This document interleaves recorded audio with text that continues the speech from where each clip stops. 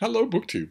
I wanted to do another quick update video for you here on Horror Mayhem, an event going on throughout the month of May, put on by the Bookish Bryants. I'm one of the hosts. There are a whole bunch of other hosts. There have been a bunch of great videos, mostly people recounting how their reading went for week number 1.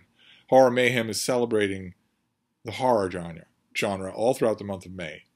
And much like February Fantasy Stories, FFS, or New Worlds November, also created by the Bookish Bryants, this is the prism through which you're looking at this is shorter works, short stories.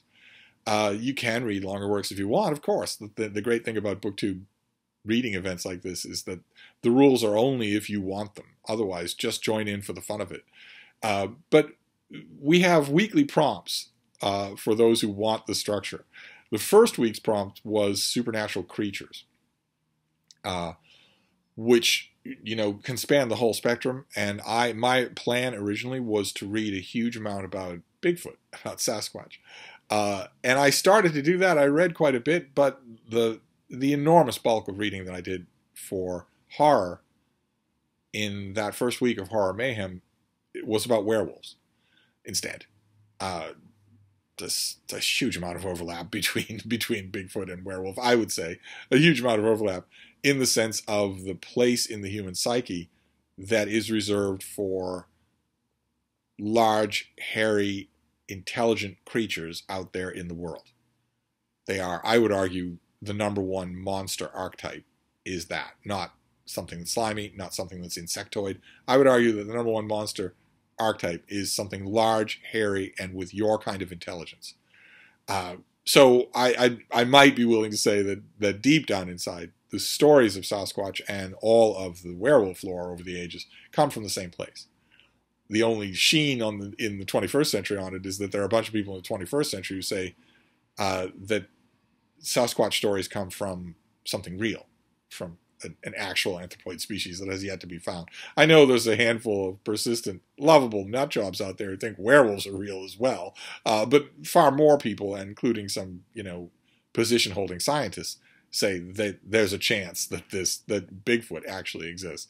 And maybe that's the reason for the bleed over. Maybe that's why my Bigfoot plans for Horror Mayhem changed largely into just loving werewolf stories, going through a ton of werewolf stories. But week number 2 is now upon us. And week number 2, supernatural creatures was always going to be fairly easy for me. I love that. And there's a significant bleed over there, not only into cryptozoology, but also into science fiction. So I was never going to be in any trouble there. But trouble and horror as a genre, for me, go hand in hand. Because once you get away from that, from supernatural creatures, you start getting into types of horror that have never done anything for me at all. In fact, to the point where I don't read them anymore, because they're just going to sit there on the page for me. And unfortunately, all the other prompts for Horror Mayhem are like that. I'm going to take it as a learning opportunity, an opportunity to figure out if maybe there's a way for me to like these things, because I'm in great company. I'm in great company, a whole bunch of great people. I'll leave a list. I'll leave a list of all the hosts down below. Go and watch their videos, because I'm never going to have better company than this to teach me how to like some of these other subdivisions of horror. The one for week 2 is Gothic horror. Which in my own introduction video, I mentioned that to me that has always seemed to boil down to a fear of real estate, a fear of houses, of what a house is like when no one else is home, or when it's dark, or when there's a wind up outside. And I got a lot of emails from people saying, I love Gothic fiction, I love Gothic stories, I'm not afraid of my house. And in every case where I have pushed back, I have been regaled with dozens and dozens of stories, sometimes treasured family stories, about being afraid of your own house. So I don't believe it, I guess, is what I'm saying. I don't believe it. If I am sitting up in bed reading, and it's 2:30 at night, and there is a sound, a strange sound, maybe a thump, or a sharp bang, or a dragging sound, or something like that, coming from somewhere else in the house. The whole house is dark, whole neighborhood is dark, everything's gone quiet, and I hear that sound. I know what that sound is. My mind doesn't jump to the supernatural explanations. I have very good hearing, and my mind immediately jumps to what that sound is. And if my hearing isn't good enough, well, I'm sharing the bed for the last 170,000 years with animals whose hearing is 10 times better than mine. I can simply ask them, Is there anything going on? Was that sound attached to something I need to worry about? Including the ultimate Gothic suggestion, is there something else alive in this house? The dog's going to know that. A dog who's in prime of health is going to know that. So I've never had that feeling. And I firmly believe that's where the appeal of Gothic literature comes from. Is that everyone's had that experience. Everyone that I've ever met can bond over having had a moment like that. What was that? Is someone here? What lives in the walls? What's upstairs? What's in the attic? That sort of thing. Now, I could be wrong about that, but that seems to me to be the common DNA of Gothic literature. So I thought the worst about reading Gothic for the second week of Horror Mayhem. But then I hit on a solution that I think will work. It's a little bit of a cheat, but I think it will work. Because when the Bookish Bryants were talking about the Gothic era of Gothic Horror Mayhem, they mentioned Dracula. Which I hadn't really thought about, but of course it ticks all the boxes for Gothic fiction. So rather than reread Bram Stoker's Dracula, for which for me there is no conceivable justification, I don't know, even roughly, even within orders of magnitude of 10, how many times I have read Dracula. There is no reason for me to read it again. But if Dracula counts, and if we're going for short stories, well, then I thought, what about a collection of Dracula short stories? This is Stephen Jones. This is a big book of Dracula-specific short stories. We just recently saw me haul a book of his on werewolves. This is a book of his on Dracula. There's stories you can see there. Kim Stanley Newman has one in here. Or Kim Newman, not Kim Stanley Newman. Who else? Ramsey Campbell, Charlene Harris, Brian Lumley, F. Paul Wilson.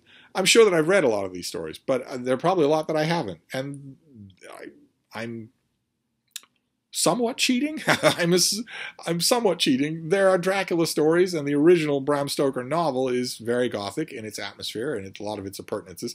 I very much doubt that any of these stories will share that atmosphere. They'll only share the character. They'll put the character in a whole bunch of non-Gothic settings. But I'll start with this anyway. Also, a few of you emailed me that have been emailing me that you would love to see me revisit V.C. Andrews, who I guess is a very Gothic author. I absolutely hated those books when I read them when they were really big in the early 90s.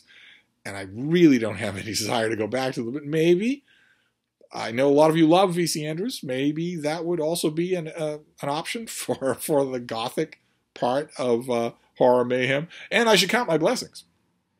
Because the week after, next week in Horror Mayhem, is even worse. It's, for me, the worst of them all. It's cosmic horror.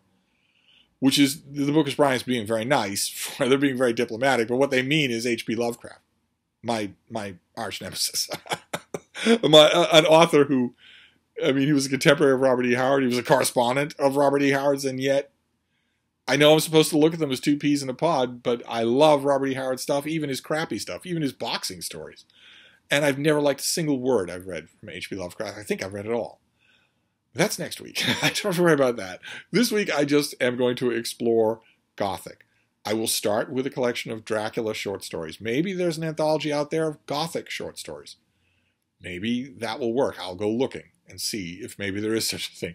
To give this at least the beginning of an honest old school try to like the Gothic subdivision of horror in the way that I know so many of you do.